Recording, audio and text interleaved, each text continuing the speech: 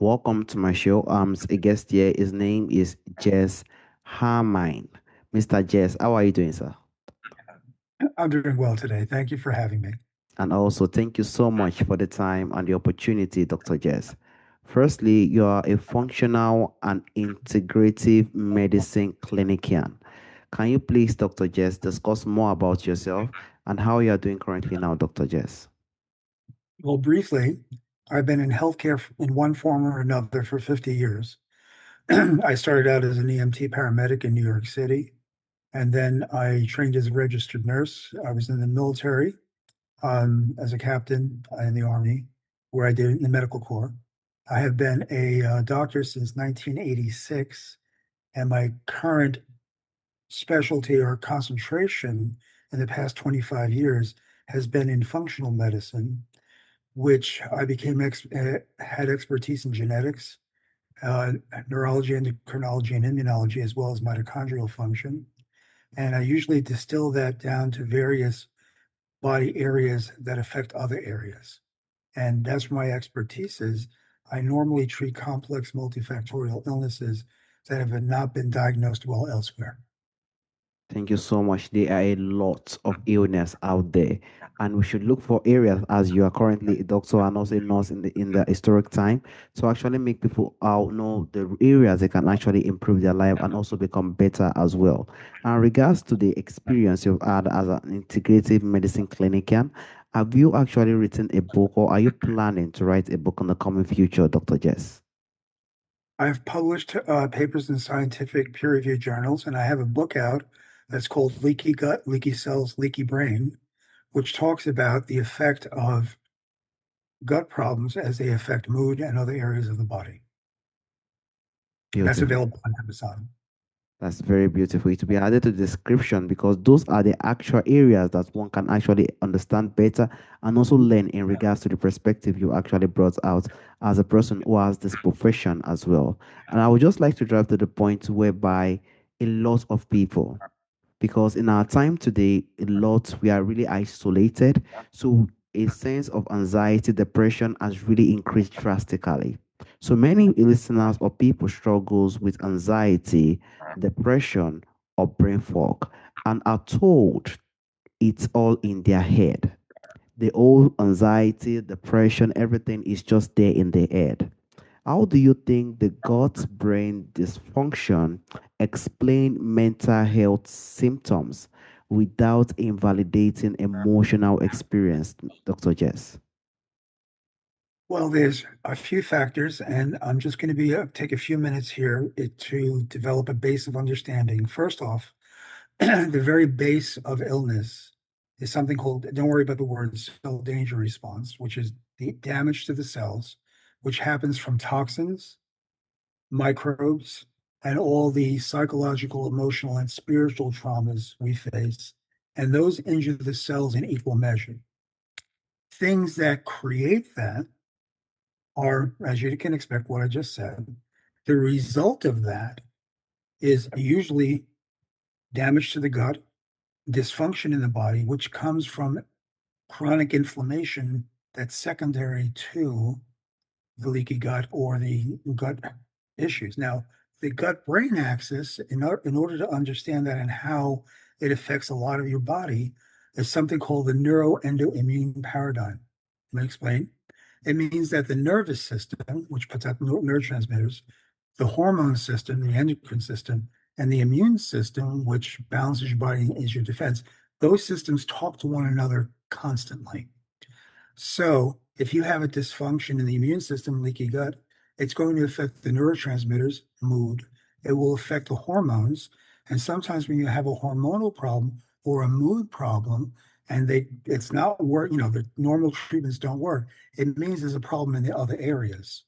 And that's a concept that is not well understood. So within the immune to neurotransmitter area is the gut brain axis. Dysfunctions in the gut will cause mood disorders by dysregulating or changing the neurotransmitter balance. When we understand that, we also realize that some of those feelings that you get are from imbalance in the neurotransmitters coming from the gut brain axis. And sometimes we have feelings and we have to backfill in rationale. So you can be depressed for not an identifiable reason, and it may be coming from the gut. I'm being very gross here, very, very general, okay? May be coming from the gut.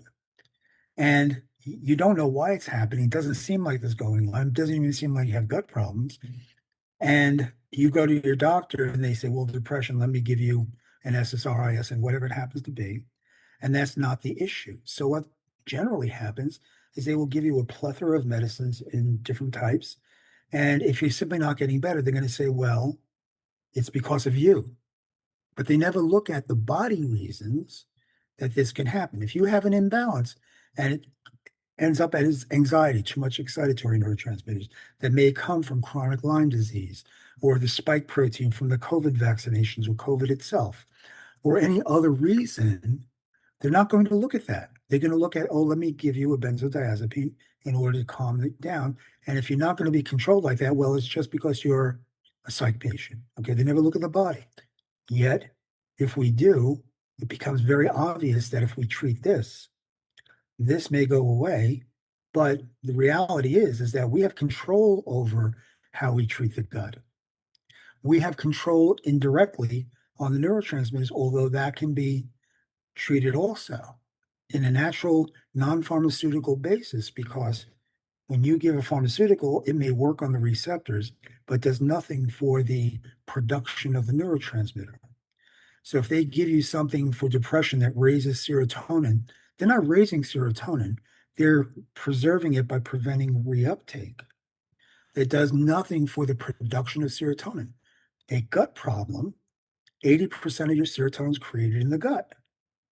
All right. So if you don't have enough serotonin, which is inhibitory, your excitatory, the things that wake you up and so forth, become so imbalanced that you'll get anxiety. And all you need to do is recreate the balance. If we look at it from that point of view, which is why I'm so successful at this, because my patients are the ones that come in and say they think it's in my head, and it's not, it's in your body. I sincerely appreciate those beautiful insights. We do know now that the body is being wired and they also work hand in hand as well. And which is the gut, the brain, and also the body as well. When we have issues, we do know that there are a lot of things that come around that perspective. They will say what to, most especially doctors do it well. They say we use this just to reduce the anxiety and stuff like that. But we should also try our best to look at the body. The Right. body really says a lot to us. It says a lot of emotions. It says a lot of signs also. And we actually want to be in the position to use that as a source for us to also use it to become more better and also heal as well. And I also like to drive to the point of common but overlooked signs that mental health challenges may be rooted from. In your experience, what do you think are also some of common but overlooked signs that mental health challenges may be rooted in gut dysfunction rather than purely physiological causes, Mr. Dr. Jess? Your question is well taken. What I understand is that what should we look for that may give us an indication that our mood problem, and I wouldn't say mood problem, I'm talking anxiety, depression. It's a broad term. So I don't want to just talk about anxiety. I don't want to, they're all mood problems that come from imbalance. What should we look for? Well, first thing is if you've tried various and sundry medications and you're simply not getting better, that's the indication that you either have a gut or an imbalance. And the first good place to look is at the gut because it's the most easily treatable and the most usual reason. Other reasons, you have a gut problem, let's say, what looks like ulcerative colitis, not really that, or GERD or something, and you notice that you're having mood problems as well. Sometimes it doesn't correlate, but sometimes it does. Sometimes when you have a flare up of your gut problem and you also have a mood issue with that, that you can look back and say, every time I have a flare of my GERD, every time I have a flare of my H. pylori, whatever it happens to be, I get depressed or I get excited. Okay. That correlation says it's in the gut. But remember, medicines aren't bad. Okay. The injudicious use of medicines, I don't like. The injudicious use of herbs and supplements I don't like either. Okay, I'm right in the middle of the road. I've been on both sides of this fence. Sometimes it's appropriate to have medication until you build up the body. Okay, but you can't just have medicines and not work on the body. Sometimes working on the body may not give you the results. And the fact is, you've just, really emptied out all those storage areas and it will take time. So sometimes medication in the short term is appropriate because certainly you don't want to live in anxiety. Certainly you don't want to live in depression, but you need to take the responsibility on yourself to say, something else is going on. I wonder what it is. And honestly, listen, the medical doctors are not stupid. Okay. They're not uncaring until they get frustrated. Okay. What they are is they're simply not oriented to this. They don't see the relationship, even though it's in the literature, in the scientific literature. Okay. But they don't see the relationship. So look at it, go back and think about, I wonder if this thing's correlated with that. And if it is, that gives you an indicator. But guess what? Treating the gut will not hurt you at all and may be very healing for you. Okay. It's called the risk benefit factor. If I can treat somebody and I know there's no risk and the probability, meaning more than 50%, there's a benefit, I'm going to go for it. And I have something called foundational treatment, which I do with everyone because most people are deficient in lots of things. And I have a program that I utilize, or the concept that I utilize, that feeds most things in the body. And they usually feel much better after a little time because I'm giving the body what it needs to work. I sincerely appreciate your beautiful insight, Dr. Jess. We now know that the body is very, very much important, and we in the position to understand the kind of body we have really help us, most especially our gut health. When we are in the position to know how our gut health works, then we can be in the position to know how we can fix every situation we have around those times. So when we have a situation regarding our body, we do know medicine is great. Medicine has a lot of positive impacts, but we should try our best to give a sense of reflection to our body as well and understand what really makes us happy, what really makes us sad, what really makes us moody, and understand those perspectives to know how we can also deal with some certain situations as well around those type of issues. And also, Mr. Dr. Jess, rather, I would just like to drive to the point where listeners have a lot of digestive issue and also mood changes. I do know you've brought a lot of insights regarding those areas, but I would just like to drive to the point where listeners could be dealing with some digestive issues and also mood changes. How do you think they can try to begin to see the symptoms as connected rather than separate problems, Dr. Jess? The symptoms can be connected by looking back at your history, like I mentioned before. Okay. Understanding that if you have other issues like autoimmune diseases, okay, which by the way, I dislike that term because it tells you that it's not going to get better, but it can. Other illnesses that are related to chronic inflammation, and that's just not pain. If you look up chronic inflammation, it gives rise to so many things. If you have other issues that are related to that, you can guarantee that the gut is involved because we talk about leaky gut, but what does it actually do? Here's what happens. Okay, we have a lining that prevents the stuff in our gut, in our intestines, from getting into the it's called the basement membrane, where the immune system is working very hard to protect you. But in leaky gut, there's actual damage to the gut. You can actually see it on microscopes where there's holes created. And antigens, let's say you don't digest well, instead of taking a protein and breaking it down to its constituent parts, the amino acids, you break it down to a short chain protein, which is an antigen. Now they get in, and your body says, hey, there's an enemy, and it starts attacking it. And that takes about a month to happen, but they create memory cells.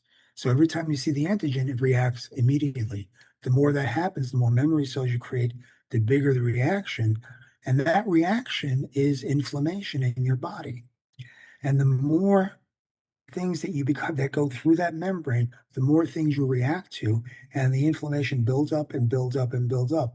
And the usual progression is food intolerances, then immune dysfunction, then autoimmunity, and then something called dysautonomia, which things like POTS and so forth, it can go that direction. By the way, there's some genetic predisposition. Genetics tell you what might happen under an oxidative stress load. In other words, when you have a lot of inflammation. Okay, I'm an expert in this area, and I can tell you that don't concentrate on the genetics so much. Treat the body, you'll get better. Okay, so what do we do here? Okay, you want to prevent those antigens from going through. The principles are comparatively simple. There's a mucus layer that you have to replace. You have to support the cells. Okay. And we talk about reestablishing the microbiome, which is another thing because the microbiome sends signals to the brain. The membranes in the gut send signals to the brain. It's a fairly complex mechanism. But honestly, you don't have to get into the technicalities of it because if you give the body what it needs, in other words, fix the gut, give it absorbable vitamins and minerals because we're always deficient in that, give the gut what it needs to heal. Okay, demulcent herbs, butyrate, things like that. Okay, and maybe resupply the microbiome depending. Okay, most of the issues will at least stop happening. Then you look at the individual things that you may want to support, like if you wanted to raise serotonin using 5-hydroxytryptophan, raise dopamine, epinephrine, norepinephrine, noradrenaline with phenylethylamine, like in the case of ADD and so forth. Okay. But one thing that's absolute is to stop the antigens from getting in. In other words, slow down and reverse the inflammation. Of course, in that you need digestive enzymes because most of us are not digesting our foods well. Okay. And yes, chewing is important and so forth, but lots of time we need some enzyme support to help that along. This is the I hope I main. answered that question. You definitely answered it, Dr. Jess, because this is one of the main reasons several people have constant sickness. Because when people are in a position whereby they treat themselves with medicine within 2, 3, 4 weeks, they've come back to come very, very healed again and again and again. And they ask themselves, what is actually wrong? We should try our best as humans to understand the kind of body we have. And even understanding the kind of body we have, we also need to know how to feed those guts rather, with the right minerals, the right antibiotics, the things that can actually boost the area so that they can be a source of defense for everything that is coming into the body. Because there will always be, despite it's just like a system. When we have a computer, we have an antivirus, right? When Yeah. antivirus wants to come into the system, the antivirus is going to what? Is going to defend the system. That is how the body also works in its own way. So when we feed the gut, we boost a lot of energies and also a lot of minerals in our body. It serves as an antivirus for every single thing that come in, and we live more stronger and also longer as well because we don't go back to the sense of being more weak or falling ill and all those kind of situations we have around us. And that is why I also like to drive to people who really go aggressive.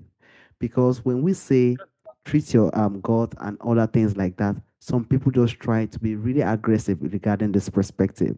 So for Yeah. listeners who could really feel worse when they try aggressive gut protocols, why can doing too much in regards to what we've discussed on backfire, especially for sensitive nervous system, Dr. Jess?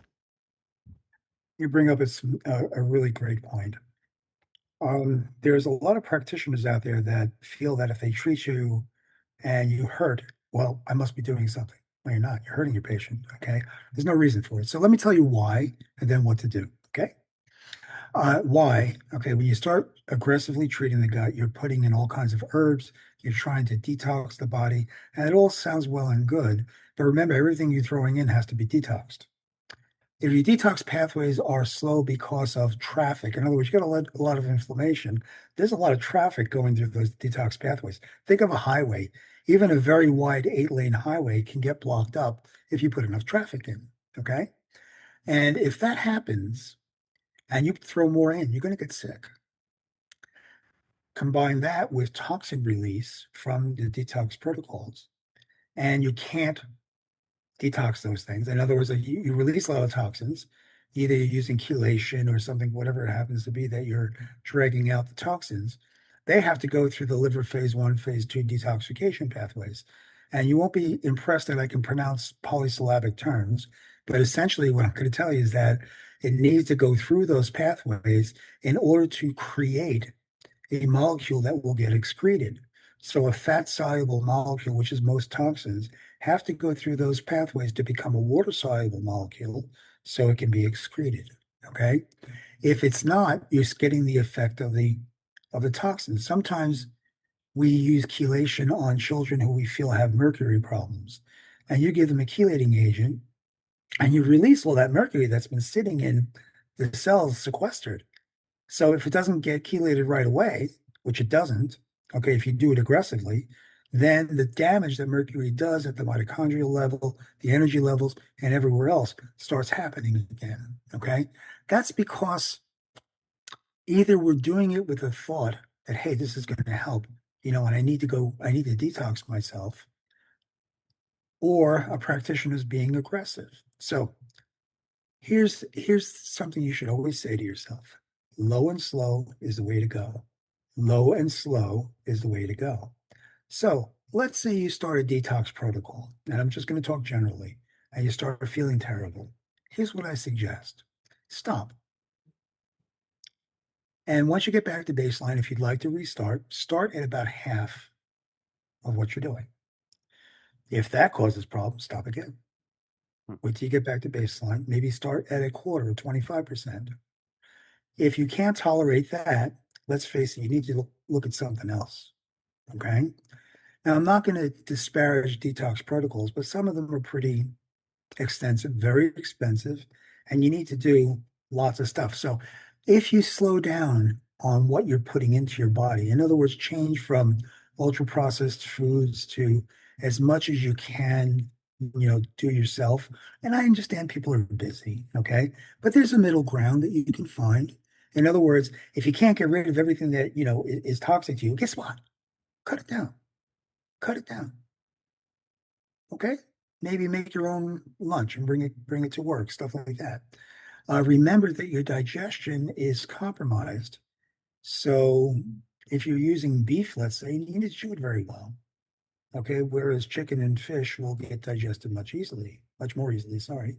Is that good English? Yeah. Anyway. Minerals are gotten from green leafy vegetables, as is folate. Okay, so you need to be able to digest that. Okay. And if you cook it a lot or boil it, you're getting rid of all the minerals. Okay. Uh, Sometimes supplementation is necessary. But even so, while you're fixing the pathways, while if you slow down on the traffic going in, okay, if you slow down the traffic, in other words, not add to it, same thing on the rush hour, right? Get all this traffic, right? But you wait for after the rush hour and the highway's moving. Why is that? Okay. There's less cars going in. Okay. So if you do that, and then maybe use your detox protocols or a leaky gut protocol, whatever it happens to be, you need to do it reasonably. There's no place for aggressive work. That only hurts you more. Okay. And anybody will do anything for 2 weeks, but this is not a sprint, it's a marathon. You need to be able to do something that you can do on a regular basis. The same thing as taking supplements. Some people, we have to take this 3 times a day. You have to do. Anyway, okay. First of all, very few things have to be taken on an empty stomach. They advertise that, but it's not necessary because they're saying, well, you're going to absorb it all if you go to. Well, if you absorb 80% of it, what's the big deal? Okay. In the long term, you're going to get it. So my patients, I like them to do something twice a day, wherever they're home or wherever they can remember. Okay, so maybe with breakfast or with dinner, or may do that twice a day. And guess what? You're able to remember that, and in the long term, which is the long term thing, okay, you'll be able to do it.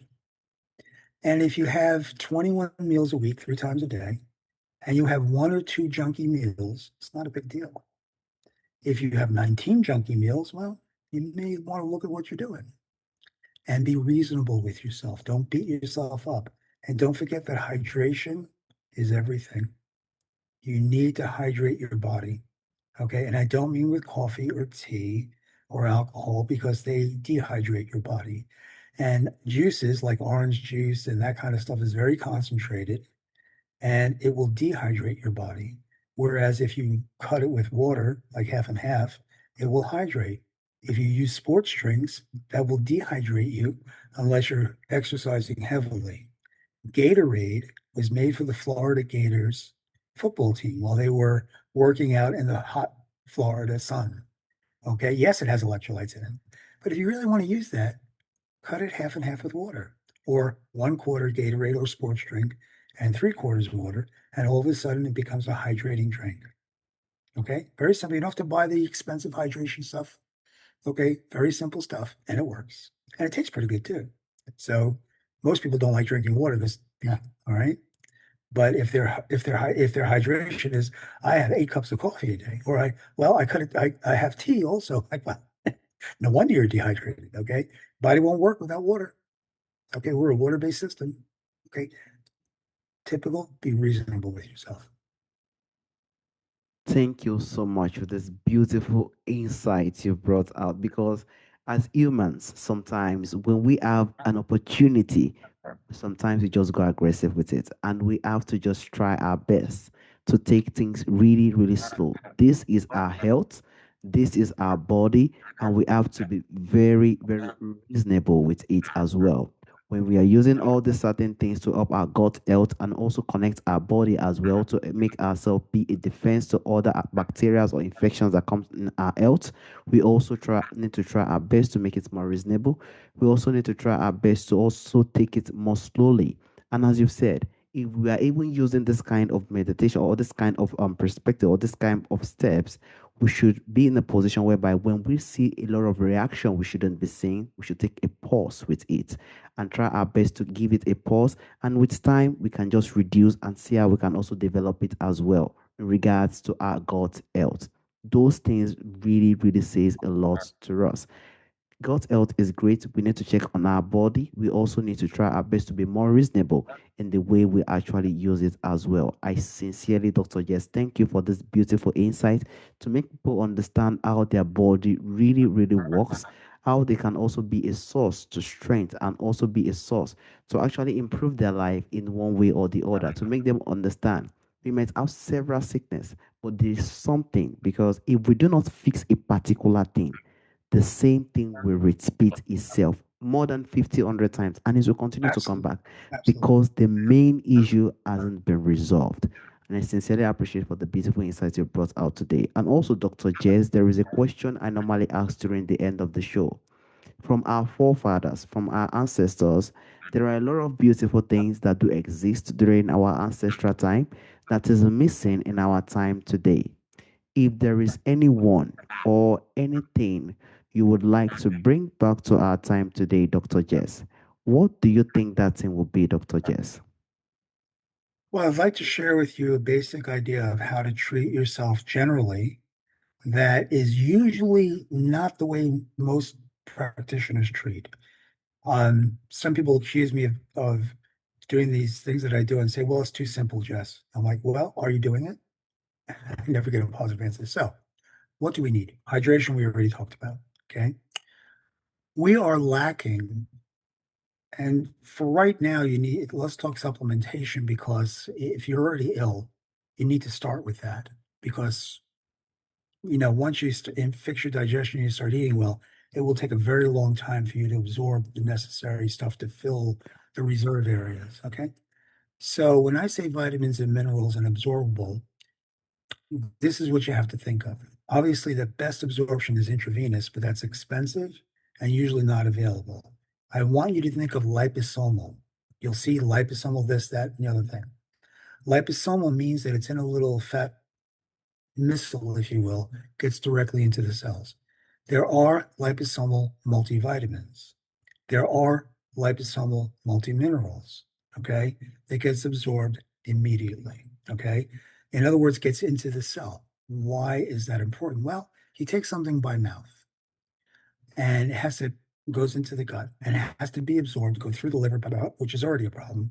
So you don't get a lot, even though you have megavitamins. Okay. The reason for megavitamins is the large amounts is so that some of it will get through, but not enough. Okay. And if you use liposomal, you don't have to worry about the form the vitamin is in, that it may not be a proper form. Okay. Beyond liposomal, we have liquids. Liquids get in better. So let's say you don't have a liposomal multi-mineral. You can use a Shialgit, if I'm pronouncing that right, the humic fulvic acid minerals. They're in a liquid form. They get absorbed very, very well. Not as well as liposomal, but better than putting them into a tablet that you can't absorb at all. And I would take that a fair amount of that, whatever the bottle direction is. I would take double it or triple it twice a day because we are so mineral deficient. And that's needed by your biochemical processes, okay, as are the B vitamins. Now, the next level of absorption are powders, then capsules, then tablets. Tablets you should avoid. Remember, medications have to do what are called bioavailability studies. So when you take a tablet of medicine, it's already been studied that it gets into your system. But the supplement companies don't have to do that. So they can make a tablet with binders and stuff like that, and you're not absorbing it. You don't even know it. Okay, you're not absorbing it, much less the form. All right, so vitamins and minerals, which are necessary by your biochemical process, so you're going to get them to work better.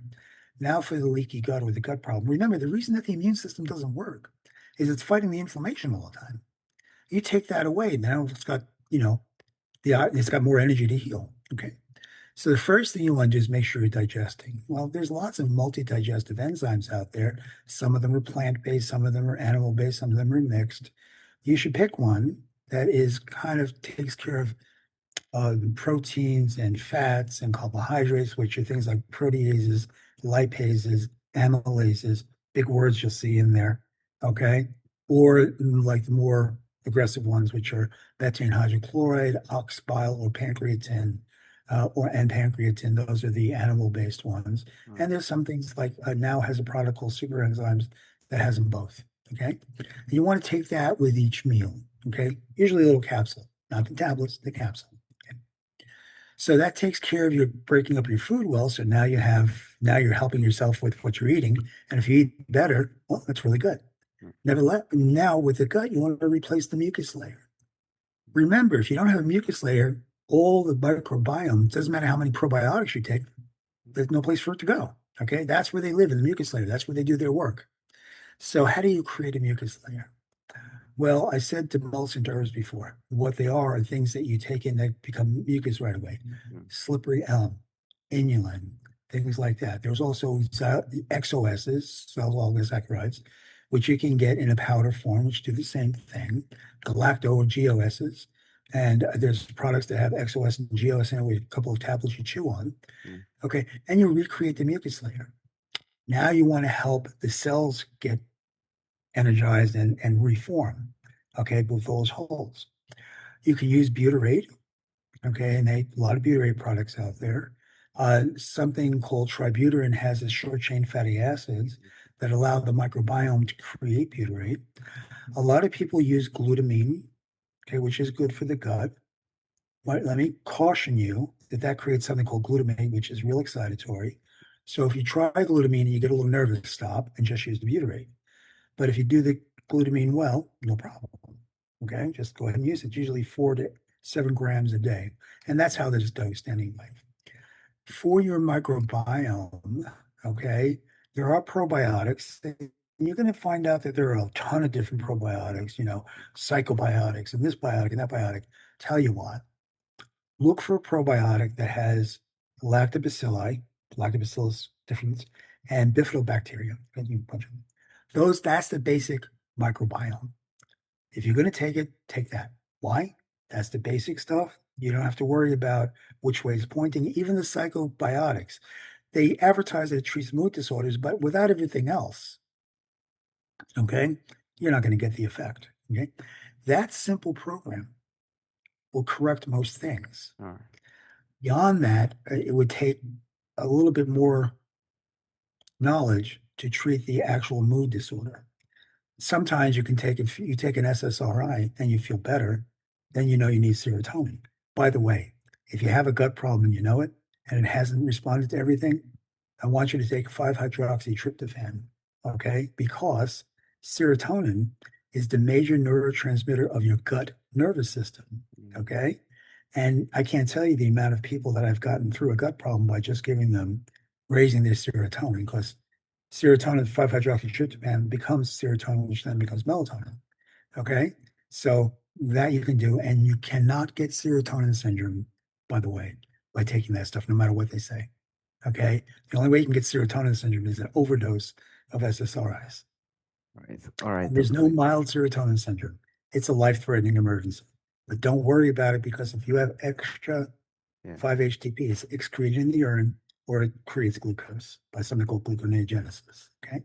all right, doctor. If you take something else like a Wellbutrin as NRI as DRI, Yeah, and you feel good, well, that means you need the excitatories, and you could yeah, start easily with DL-phenylalanine. yeah, And that's all I'll say about that because then it gets into a little bit more complicated. But that basic yeah, program for most people yeah. works very well.